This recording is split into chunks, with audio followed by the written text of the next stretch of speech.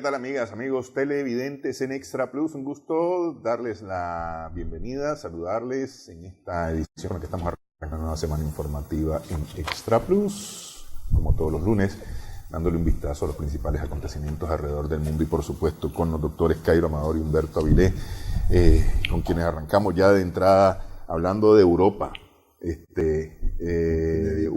Hubo cambios fundamentales en Europa, por lo menos en la composición del Parlamento Europeo, que marcan de alguna manera las tendencias dentro de los países. Habíamos hablado en días anteriores acerca de la posibilidad, o más bien de las intenciones de votos que habían para los partidos nacionalistas y de extrema derecha en países como Francia, Italia, Hungría, Austria, que efectivamente lograron votos mayoritarios. Sin embargo, leía en un reporte de este lunes que no tan como se había supuesto originalmente. Así es. Bueno, lo que pasa es que además de... O ese es consuelo de tonto. No. Lo que pasa es que el bipartidismo histórico, si llamársele puede así, que había en el Parlamento Europeo, dominado por el Partido Popular Europeo, que sigue siendo el partido mayoritario, levemente disminuido, y seguido muy de cerca gracias al repunte electoral del PSOE en España, fundamentalmente, ¿no?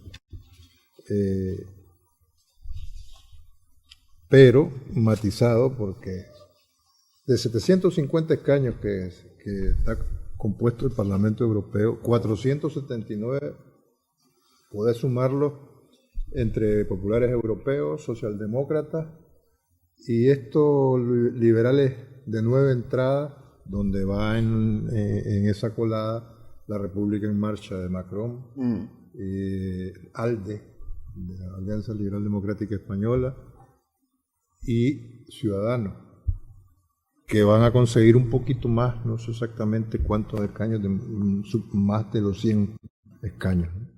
Pero esos 479 escaños de socialdemócratas, populares y liberales, si bien son mayoría más que absoluta, se confrontan con los euroescépticos, que han logrado 172 escaños. ¿Sí? Lo que no va a ser suficiente para que puedan bloquear las iniciativas mayoritarias. Lo que sí queda claro es que el nuevo Parlamento surgido de estas elecciones europeas que culminaron, como sabemos, ayer, puesto que habían empezado el 23, que va a ser una legislatura profundamente negociadora, ¿no?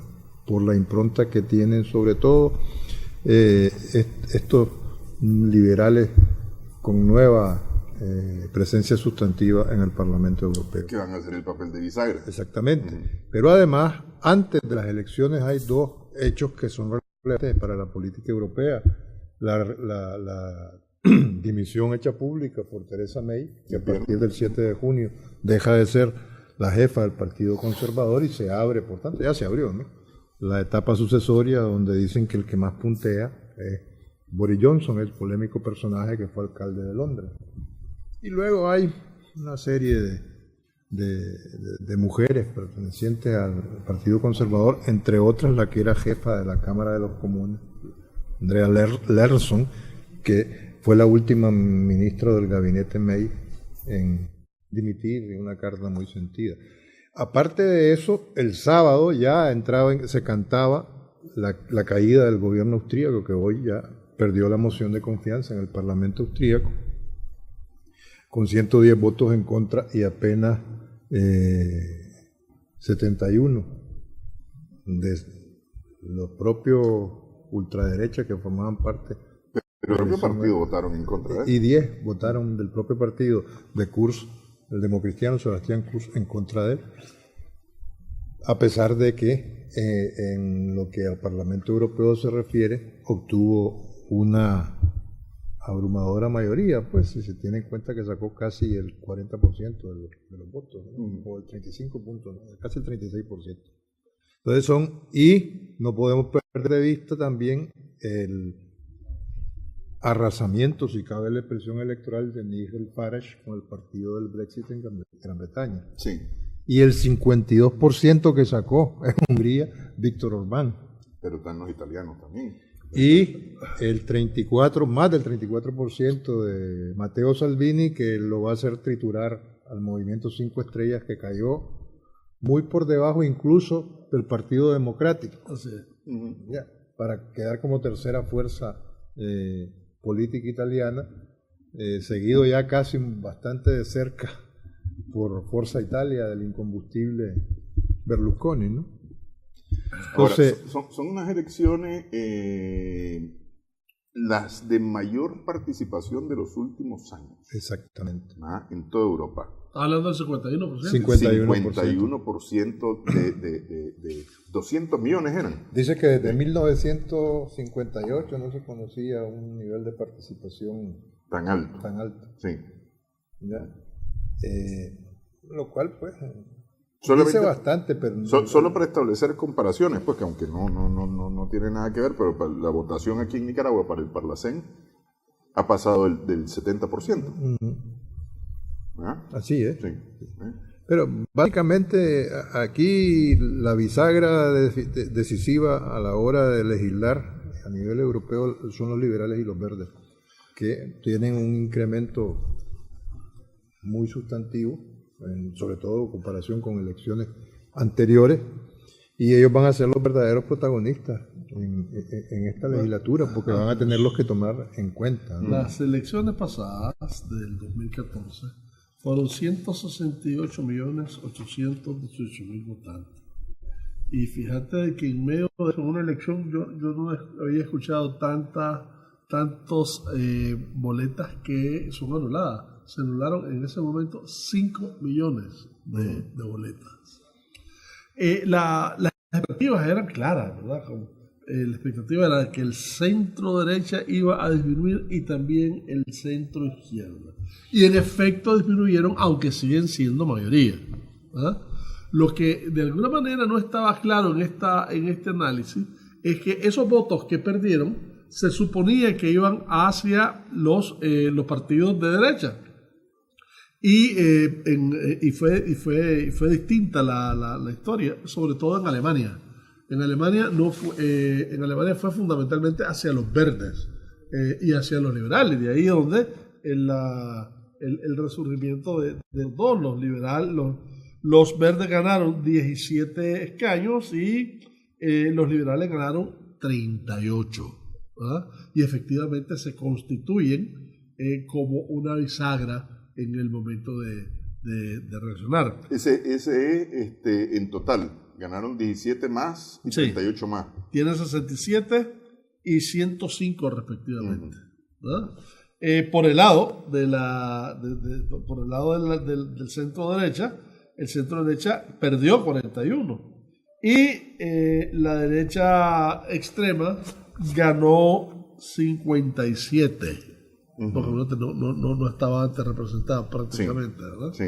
De manera que tener 57 por el lado de la extrema derecha y tener 180 por el lado del centro derecha.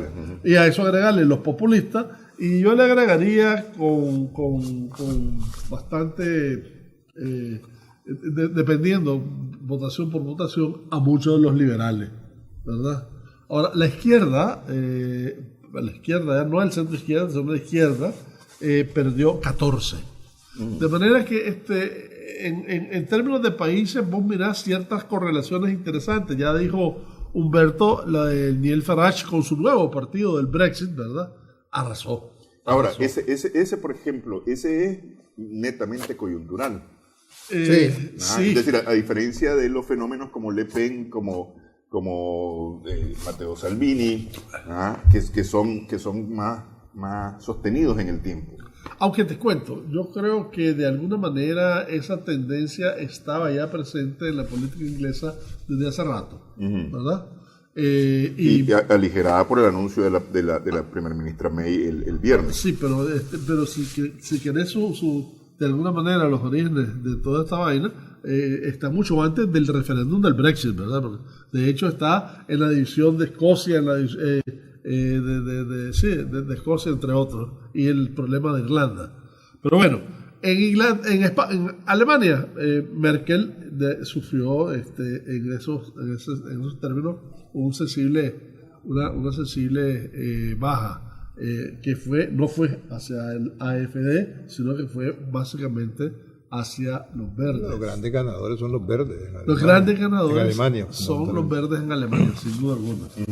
De forma que te encontrás entonces al final te encontrás una socialdemocracia que sacando aliento de una victoria que no tuvo, ¿verdad? Encontrás que al final los números te dicen de que actuó bastante pobremente en términos de resultados, ¿verdad? Y te encontrás con una situación en donde no hay mayoría absoluta actualmente en el Parlamento Europeo.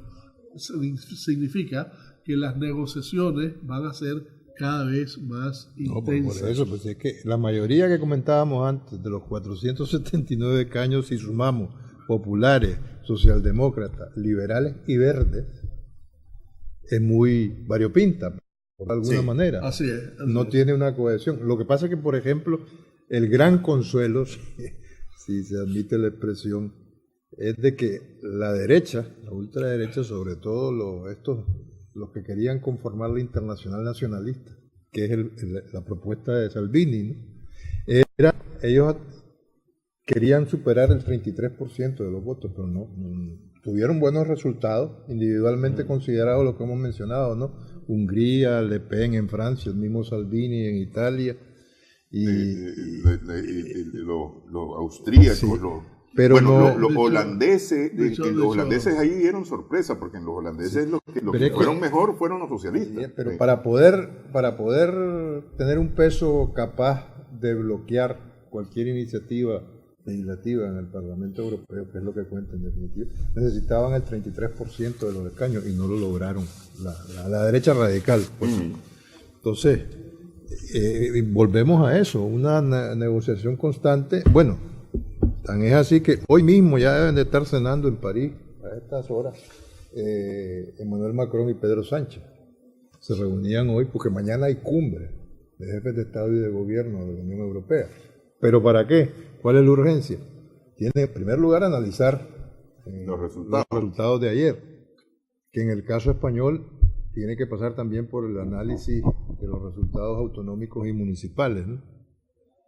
Donde no hay que perder de vista lo que va a ocurrir en la alcaldía de Barcelona, que no está claro. La perdió la actual alcaldesa, la Ada Colau, y aparentemente el ganador es Ernest Maragall, no lo tiene todavía muy claro, ¿no? Y tienen que negociar los jefes de Estado y Gobierno europeos quién va a ser el presidente de la Comisión Europea. Ahí no perdamos de vista que se mencionan, el popular europeo más mencionado es Manfred Weber, o Weber, como se pronuncia. Luego está la liberal Margaret Vestager, que es la actual comisaria de competencia, pues. Ha sido el dolor de cabeza de Google, por ejemplo, de las multinacionales tecnológicas. Y también se menciona mucho el socialdemócrata Frank Timmermans, ¿no? Entonces, habría que ver, no solamente eso, también tiene que renovarse el presidente del Banco Central Europeo, porque ya el italiano Draghi termina su periodo. De manera, pues, en las principales instituciones hay que ver quién va a quedar al frente del Parlamento Europeo. Se habla mucho de Josep Borrell, que el todavía canciller o ministro de Exteriores en funciones español, pero más bien la idea española es aprovechar este impulso que van a tener en Europa, por primera vez recuperan territorio, y la bancada española va a ser sustantiva. Y entonces parece que el PSOE estaba apostando y cabildeando para que Borrell pueda ser el sustituto de la Francesca Mogherini, alto comisario de política exterior, como quien dice, el canciller de la Unión Europea. Sí. Más o menos por ahí andan los... Dicho sea de paso, ¿verdad? 2 de los eurodiputados que vinieron de Nicaragua, los que estaban precisamente a cargo de esta delegación, no van a repetir. Sí, ni la Galvez portuguesa, que ha sido una de las más ardorosa, hipercrítica, ni Ramón Jáuregui, que es el que presidía la comisión. El que estuvo aquí quedó, el que se supone que estuvo en el Predesur, Javier, no sé qué cosa. Bueno, pues ese es peor, en mi opinión. En todo caso, ahorita lo que se plantea en términos de la Unión Europea de cara a qué... Javier Nart. Javier Nart. ¿Qué es lo que se va a hacer, verdad? Bueno, hay una agenda de problemas concretos, torales, con los que se tienen que enfrentar. Ok, hagamos una cosa. Vamos a dejar para después de la pausa esa agenda, porque lo cierto es que es una agenda pesada, la agenda que tiene que discutir Europa, que tiene que ver con su futuro. Tiene que ver mucho con su futuro. Regresamos en breve en adelante. Nicaragua en Extra Plus.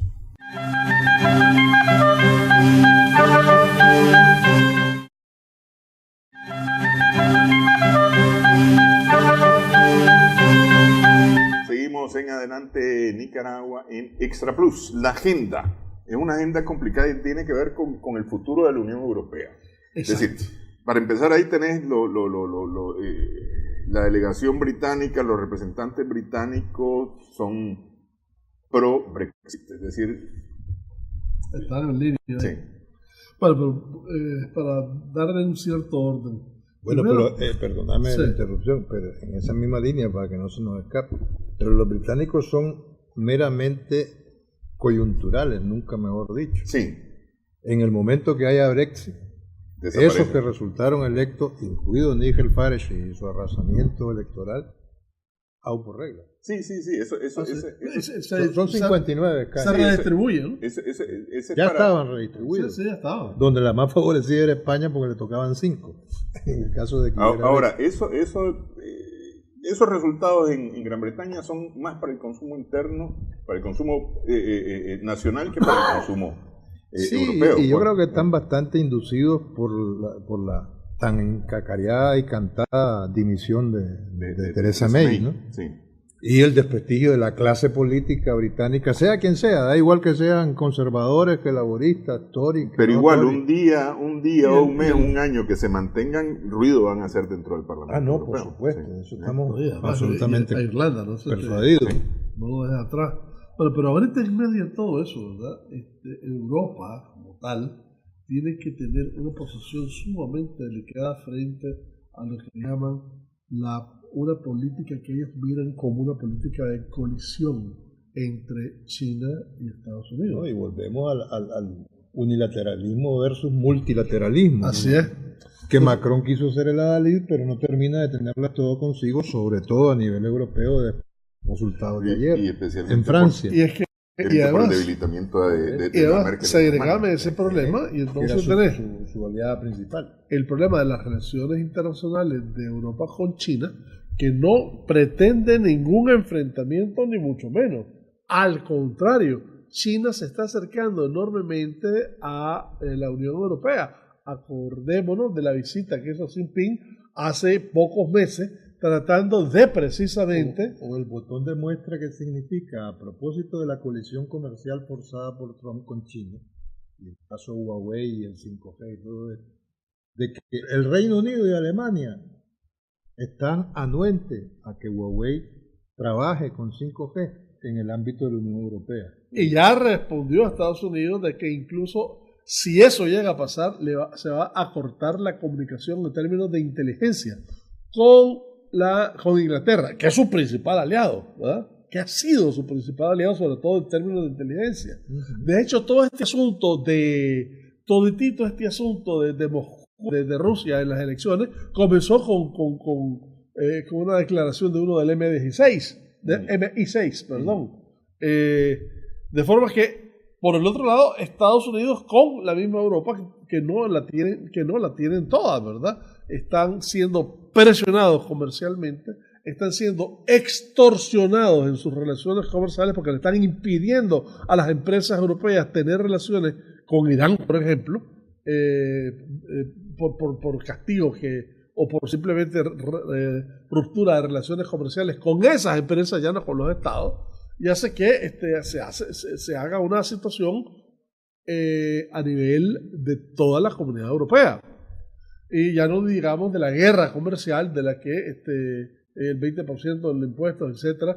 Y otro punto adicional, que en donde Merkel y Macron en este caso han tenido cierta congruencia y cierta convergencia, que es de cara a un futuro inmediato, la necesidad de crear un ejército europeo, ante una retirada gradual, pero consistente hasta el momento, de Estados Unidos dentro de la OTAN.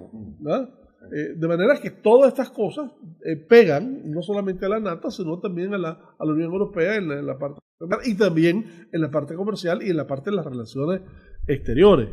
La política de migración es otro punto clave, que dicho sea de paso, más tarde voy a hablar de esto. Que el tema de la política migratoria ha sido el talón de Aquiles de muchos de los no electos. Sí. No solo el peso específico que ya tiene Salvini en Italia, sino a nivel europeo, por su alianza con Le Pen, Orbán y compañía limitada. Es que de hecho ya es como una internacional de la derecha. No, pues ese es la internacional nacionalista. En donde su secretario general es Macron. No, pues eso estamos claros, ¿no? Es donde el director operativo es Salvini. Correcto. Pero es que fíjense, con ese porcentaje de votos que obtuvo Salvini, ya que estamos hablando del 24.3%, ¿qué pasa? Las elecciones generales en Italia se acercan, se aproximan, porque no sería nada extraño. Imagínense que el aliado de Salvini, Movimiento 5 Estrellas, liderado por Di Maio, sacó la mitad de votos. En picada se fue. Que la Liga. Entonces fue superado, pues ya lo decíamos antes, por el Partido Democrático, ¿no? Pasó a ser tercera fuerza. Sí. Y en los últimos meses han tenido un solo zafarrancho, por llamarlo de alguna forma, de zafarrancho de crisis, han ido de crisis en crisis. Entonces ya Salvini en su primera conferencia de prensa dijo: es hora de que el gobierno entre en acción. Y consigue que quien no ha estado frenando ha sido el Movimiento 5 Estrellas. De manera que Giuseppe Conte, el primer ministro actual, que ha sido propuesto por el Movimiento 5 Estrellas. Imagínense que el comentario del fundador del Movimiento 5 Estrellas, el cómico Beppe Grillo, que puso en Twitter, dice: hoy es día del Rosario y de canto gregoriano. Ese fue el comentario de Beppe Grillo en Twitter. Bueno, Le Pen, al hacer los resultados, que ya ¿cómo se llama ahora? El Centro Democrático, el Rally Nacional. No, Reagrupación Nacional. Reagrupación Nacional es sin duda alguna una de las fuerzas políticas importantes de Francia. Y le ganó a la República En Marche 23% contra 21%, una cosa de esa. Y le dice: yo creo que Macron en estas circunstancias, aparte de admitir su nueva posicionamiento político dentro de todo esto, debe llamar a elecciones legislativas temprano. Y aquí otro tema importante, porque los famosos Gilet Jones, los chalecos amarillos, donde estaban representados en Francia en términos de poder social, etcétera, se fueron totalmente con la señora Le Pen, con el movimiento de Reagrupación Nacional, sí. Y pasando evidentemente factura, ¿verdad?, a Macron. Entonces, bueno, el tema, digo, de la migración que ha minado toda Europa y que ha servido de un motor que ha impulsado los movimientos de ultraderecha, pero no te estoy diciendo solamente en el centro de Europa, desde la parte nórdica, de Finlandia, de Suecia, de Noruega incluso, ¿verdad? Y eso en varias dimensiones.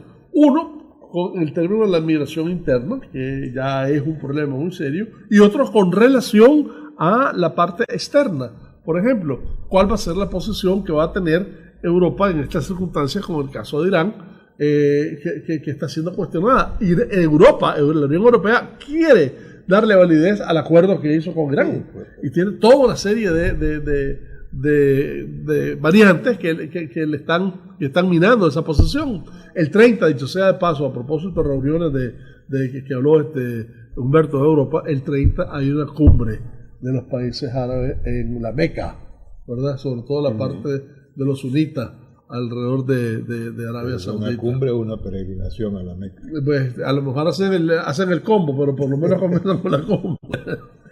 Entonces, la parte de la migratoria, y que tiene que ver con el terrorismo, etcétera, y tiene que ver con unos datos que voy a dar más tarde sobre los yihadistas que están regresando a Europa, etcétera, ¿verdad?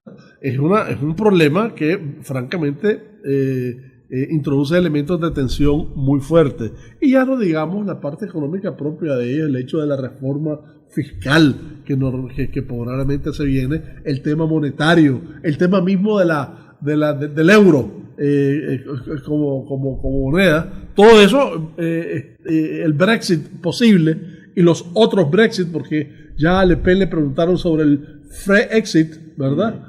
Que de alguna manera está avanzando, o el Holland Exit con Wilber, etcétera, ¿verdad?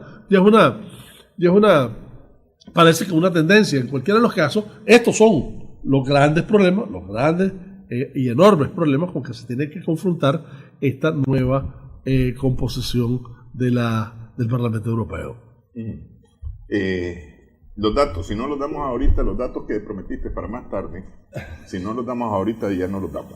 Ok, vámonos. Sí, porque es que se nos van a ir. Se nos van a ir. Sí. Bueno, Irak sentenció a 3 franceses a muerte. Sí, por participar en el Estado Islámico. No son los primeros 3, de hecho, de paso, a 10 anteriores que no se sabe cuál ha sido su destino. Y da la impresión de que Francia tampoco ha indagado mucho. Sí. Pero bueno, el caso es 12 franceses antes, ¿verdad? Y dicho sea de paso, los capturaron en Siria y lo trasladaron a Irak. ¿Cuántos se supone que extranjeros han estado formando parte del yihadismo entre 2013 a 2018? 41.490, según el estudio del Instituto de Radicalización del King's College de Londres. Y la mayoría son europeos. Y esto tiene 33.000 hombres, 5.000 mujeres, 5.000 niños, y el resto probablemente han sido gente, el número de fallecidos no está muy claro. Y dentro de todo eso, hay 750 niños más que han nacido en este periodo de madres extranjeras integradas al ISIS, ¿verdad? Del Medio Oriente, del Medio Oeste y África y el norte de África hay 18.852. 5.904 de Europa del Este, en donde en primer lugar lo tiene Francia, casi con 3.000. De Europa del Oeste. Perdón, Europa del Oeste. Sí, porque 1.800 alemanes, 500 belgas, 300 suecos y la mayor parte alemanes. Porque en todo caso de la Europa del Este, Rusia encabezaría esa es la mayor. Esos son 8.000 y pico. Sí. Y sobre todo viene de la parte de Kirguistán, de Turquestán, de todos los tanes, que ya lo hablamos en una ocasión. Esos son 12.000 y pico de un total de más de 12.000. ¿Ah? De manera que... 8.000 y pico. 8.000 y pico de un total de 12.000. De un total de 12.000. De manera que han regresado golas. ¿Ah? Y han tenido... y tienen en zozobra los servicios de inteligencia porque están sobre ellos, ¿verdad? Y sobre todas las relaciones que tengan, etcétera, pero la verdad es que en el centro de Europa, en Bélgica, en Francia y sobre todo en Inglaterra, y fíjate que interesante, los ingleses no son los que marcan la mayoría en términos de gente que se ha ido al yihad, pero son la mayoría de los que han regresado. ¿Ah? Han regresado más ingleses, que tenían menos gente, que franceses, que tenían más gente afuera. ¿No? De manera que tenés ahí hay 7.000, aparte de los tanes que mencionamos, entre rusos propiamente hablando, y de Europa del Este, hay 7.500 adicionales. Suma. Y eso es una papa caliente para todos los países europeos, sobre todo porque algunos incluso están teniendo muchas trabas tratando de aceptarlo, e incluso los 750 niños, esto que te estoy diciendo, están en problemas migratorios Lo que se convierte en un rollo por el tema de derechos humanos y derechos de las personas, porque acuérdate que todos tenemos derecho a tener ciudadanía y el país tiene que recibirte independientemente de tu confesión. Aparte de eso, los prisioneros que estamos hablando, ¿verdad? Los kurdos tienen a más de 1.000 prisioneros. Los iraquíes tienen a más de 4.000, 5.000 prisioneros, que también tienen sus propios derechos, que a sus países deberían estar alrededor de ellos, ¿no? Sí. ¿Qué se hace con toda esa población flotante producto del yihadismo? Está de lo más complicado. Al final son Estados Unidos, 753. Bueno, al final son 50 países. Sí. ¿Los va a recibir Trump a esos 753? Sí. Con los brazos abiertos. Yo Seguro creo que que Salvini quiere resolverla, porque el gran problema de Italia es la crisis económica. Ese es el principal, el más agudo. Y que va a quererlo resolver a base de multas a quien rescate Sí, sí. náufrago en el Mediterráneo. Fatal. Capaz. Bueno, hacemos pausa en esta edición de Adelante Nicaragua en Extra.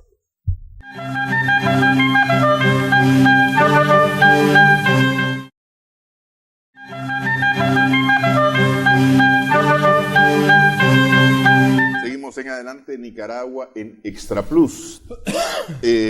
Antes de entrar rápidamente a España, que aprovechó este tema de las elecciones, o coincidió este tema de las elecciones europeas con las elecciones autonómicas y municipales de España, pregunto, ¿qué va a suceder en Austria, donde el gobierno de Kurz se acabó? Lo más probable es que las elecciones que ya las había convocado Kurz anticipadamente para septiembre tengan incluso que anticiparse más, porque nadie da un centavo, quiero decir, parlamentariamente hablando, después de esta moción de confianza que ha perdido el actual gobierno, nadie da un centavo por el gobierno de técnicos independientes que se había instaurado apenas el jueves de la semana pasada. Entonces, la única forma de solucionar la cuestión, el problema, un nuevo gobierno producto de nuevas elecciones. Y septiembre como que está muy lejos. Sí. No sabemos si de aquí al verano europeo, A julio, agosto. habrá tiempo para eso, o por el contrario, aguantará ese gobierno en funciones a base de técnicos independientes. Eso va a depender fundamentalmente del apoyo legislativo en el Parlamento austríaco. Ok, los españoles, el Partido Socialista Obrero Español logró mayoría de votos, sin embargo, en las localidades, en las municipalidades, incluso en algunas,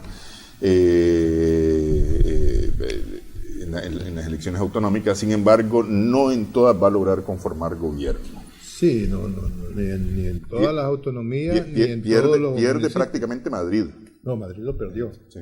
Pero tanto la alcaldía como la autonomía, Sí. la comunidad de Madrid. Madrid está perdido para el PSOE. A ver, son 17 comunidades autónomas. Ganó en 10, sin que tenga mucha claridad Si va a poder si conformar el los gobierno. votos que obtuvo son suficientes para conformar gobierno. Ya hay un fenómeno nuevo. Ciudadanos, que estaba cerrado, al menos en las elecciones generales anteriores, a negociar con el PSOE, ya se pronunció dispuesto a negociar con el PSOE, lo cual puede facilitar algunos pactos de gobierno en algunas de esas 10 autonomías donde el PSOE sacó mayoría muy apretada, por cierto. Habría que ver el tema de las autonomías. Me parece, estoy hablando de memoria, me parece que perdió 10 grandes capitales autonómicas o de grandes capitales de provincia, el PSOE, ¿no? No se tendría que verificarlo. Ahora, Podemos tuvo medio la debacle. mal, ¿no? sí, debacle, anduvo mal. por- El que salió bastante bien fue Vox. Sí. Ah. Podemos salió muy mal. Iban en una coalición que se llama Unidas Podemos. Sí. Y la candidatura la encabezaba una mujer de apellido Palop, que salió intentando entonar mal el mea culpa, al menos lo que yo pude apreciar, ¿no? Y Pablo Iglesias no termina de asimilar el batacazo, como suelen decir en España. Quien parece que resulta fortalecido, y ya esto es a lo interno de Unidos, de Podemos, perdón, y un poco también en Izquierda Unida, es Íñigo Errejón, que habiendo sido el tercer hombre de Podemos en su día y la mano derecha de Iglesias, se ha convertido en el mayor disidente, por así decirlo, y se había aliado con Manuela Carmena, la actual alcaldesa en funciones, que perdió las elecciones ayer, ¿verdad? Y puede resultar fortalecido Íñigo Errejón, pero al interno de Podemos, lo cual no para nada subsana la derrota estrepitosa de ayer. Aunque Íñigo es un nombre más vasco que otra cosa. ¿Cómo fue la Cataluña? ¿Cómo fue en Cataluña? ¿Cómo estuvo los resultados en Cataluña? En Cataluña entiendo bueno, pues, que los independentistas avanzaron. Pero, por ejemplo, Puigdemont sacó más votos que Oriol Junqueras. Sí. Y Oriol Junqueras, el fenómeno es Oriol Junqueras, que se ha presentado a las elecciones europeas y a las elecciones generales. Salió diputado en las generales, lo suspendieron por el artículo 384 de la Ley de Enjuiciamiento Criminal, porque está procesado. Que es una cosa que a mí me sonó, pero lo más raro, es decir, le permiten competir, le permiten ser electo y electo lo suspenden. Porque y ahora estaba leyendo un artículo precisamente de un dirigente socialista, de Diego López Garrido, que dice que en el caso del escaño europeo 3/4 partes de lo mismo, que no hay una legislación europea ad hoc para proteger el escaño electo que ha conseguido Junqueras. Pero bueno, el fenómeno es que ha salido electo como diputado nacional en las elecciones generales del 26 de mayo y un mes después del 28 de abril, y el 26 de mayo ha salido electo como diputado europeo. Sí. Pero, curiosamente, Puigdemont, desde Bélgica, ha salido electo diputado europeo. La pregunta y la especulación es si Puigdemont volverá a España para tomar posesión. Que lo están esperando también, ¿verdad? Pues lo están esperando porque tiene orden de búsqueda y captura. De manera que el thriller independentista catalán, básicamente, a propósito de tu pregunta, se vuelve de una gran intriga, porque la actual alcaldesa de Barcelona ya perdió. Sí. Ada Colau, lo decíamos antes, ¿no? Era en común se llamaba. Y va a tener que negociar ahí con Esquerra Republicana, que es el más votado de Ernest Maragall, que era por Esquerra Republicana. ¿Cómo se va a sustanciar esa negociación? El Partido Socialista de Cataluña, que encabeza Miquel Iceta, parece que no le fue mal, pero no termina. Acordémonos que en las elecciones generales los independentistas catalanes se opusieron a que Miguel Iceta, el líder de los socialistas catalanes, pudiera presidir el Senado, la Cámara Alta Española, ¿no? Entonces, allá hay un rejuego, un traido que solemos decir en buen nicaragüense, a nivel de partidos catalanes. No veo yo sonar mucho en las europeas a Inés Arrimadas, porque ella se la había jugado. Se las había jugado todas, me parece que presentándose por Madrid en las elecciones generales. Pero no he oído mucho, fíjate. Es que yo no sé si ella corrió para las europeas. No, me parece que no, porque se las jugó todas en las anteriores, ¿no? En las de abril. Y además se presentaba como cabeza de lista por Madrid. Sí. A nivel del Estado español y no por Cataluña. Habrá que ver cómo se distancian las cosas, ¿no? Y parece que Ciudadanos tiene algo que decir también a nivel de Cataluña, ¿no? Más o menos así es lo que yo veo. No sé si Cairo tiene alguna perspectiva que se me escape. Pero en cualquiera de los casos todo el continente está movido, ¿verdad?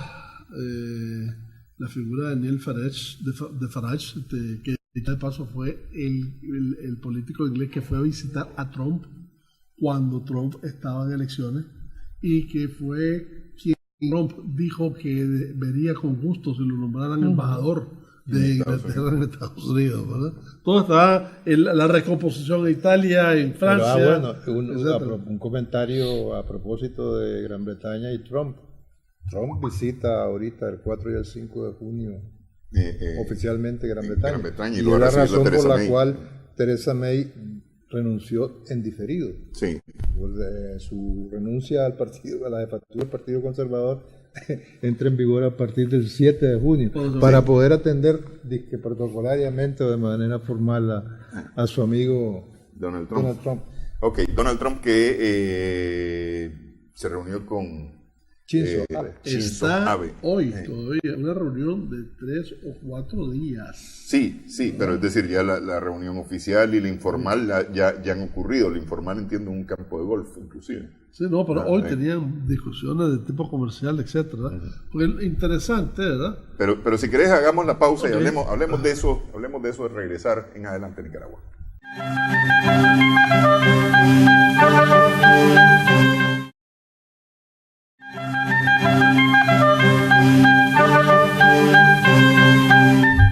Seguimos en adelante Nicaragua en Extra Plus. En Japón se encuentra el presidente Donald Trump. Decíamos, conoció ya al emperador, el recién estrenado emperador Naruhito.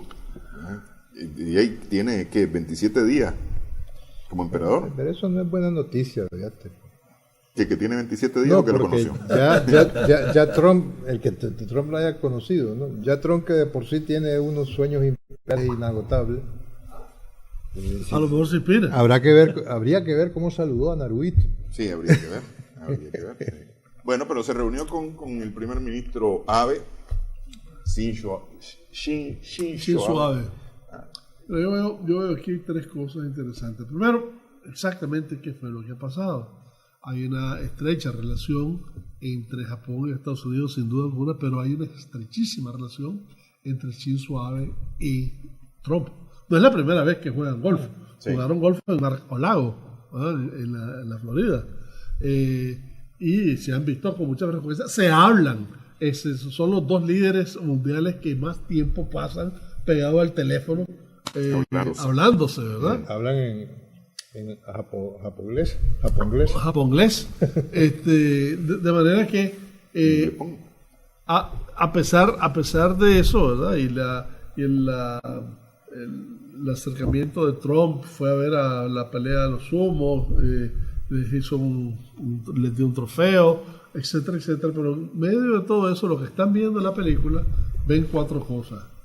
1, ven estrechar una relación económica, política y militar entre Japón y Estados Unidos. Pese a las diferencias, porque hay serias diferencias. Por ejemplo, el tema de Corea del Norte ha sido una diferencia importante, así como Irán. Sí, pero las diferencias son secundarias versus la necesidad que tiene Japón, más que Estados Unidos, y Estados Unidos a su vez de otro tipo, de tener, de representar, de resurgir como una potencia militar, y segundo, no sola. Está en medio de muchas tempestades, Japón, ¿verdad? Lo segundo es que Japón, a su vez, representa el eje de lo que iba a ser la reunión, el reagrupamiento estratégico de Ashton Carter, antiguo secretario de Defensa, que estaba haciendo el eje de Seúl, Tokio, Nueva Delhi. Sí. Y de alguna manera incluso las relaciones militares y alrededor de tecnología, etcétera, entre Japón y la India se han impulsado enormemente a partir de esa visita. Por otro lado, el tema de Corea del Norte, ¿verdad? Dice, incluso hay discrepancias dentro del mismo equipo americano, porque Bolton le dio la razón a Shinzo Abe, en el sentido de que los misiles que se desplegaron hace poco constituyen una seria violación a una resolución de las Naciones Unidas, en tanto que Trump dice que él no lo considera muy grave el caso. Dice, tiene 2 años de no hacer lanzamientos de largo alcance Corea del Norte, por lo tanto eso son tonteritas.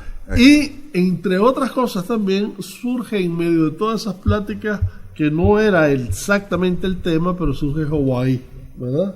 Hawái 5-0. Hawái 5-0. Hawái, en el sentido de que estando en Japón fue que dio la extensión de 60 días más No, Huawei. Huawei la cosa, ¿verdad? Ve.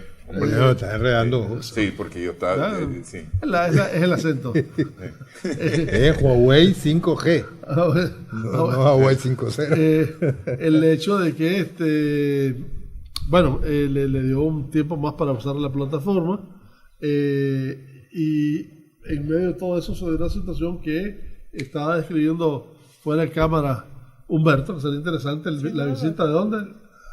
Es que es una provincia china donde hay una planta de procesamiento de lo que se conoce como tierras raras o metales raros.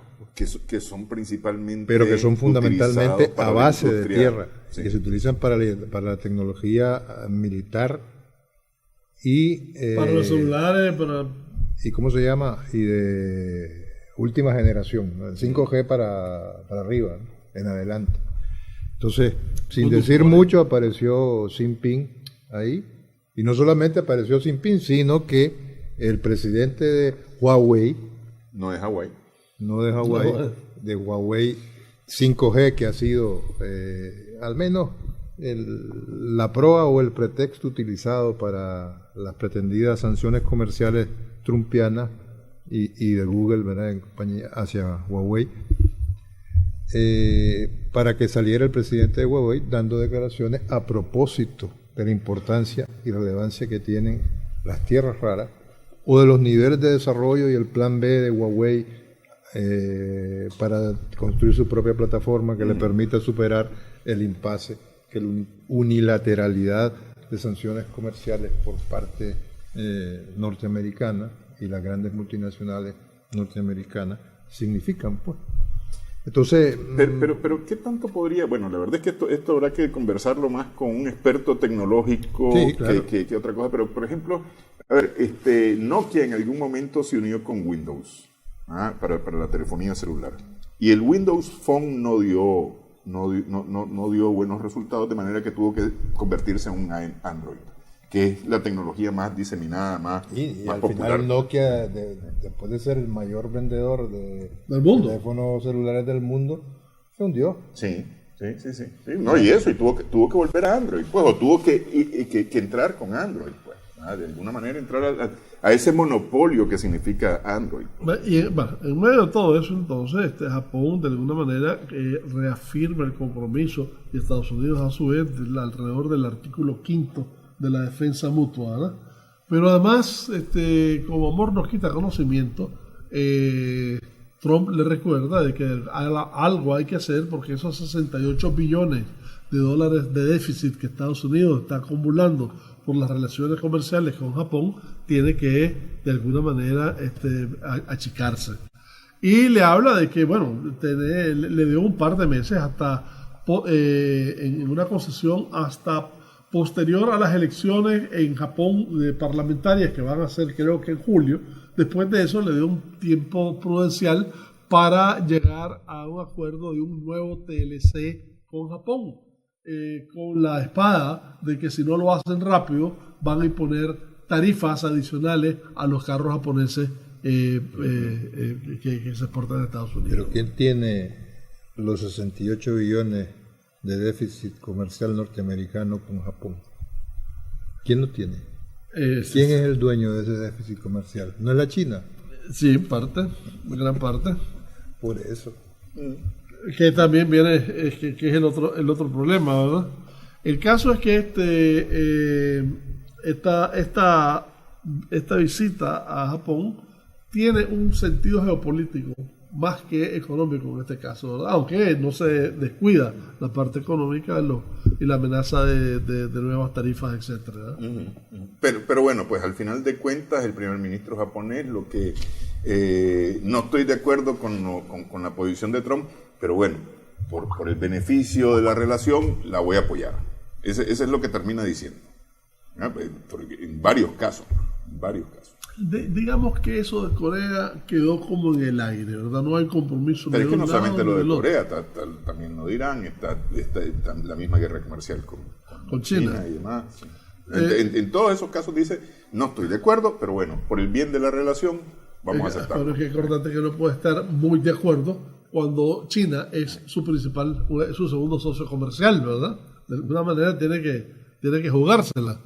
Pero efectivamente fue una...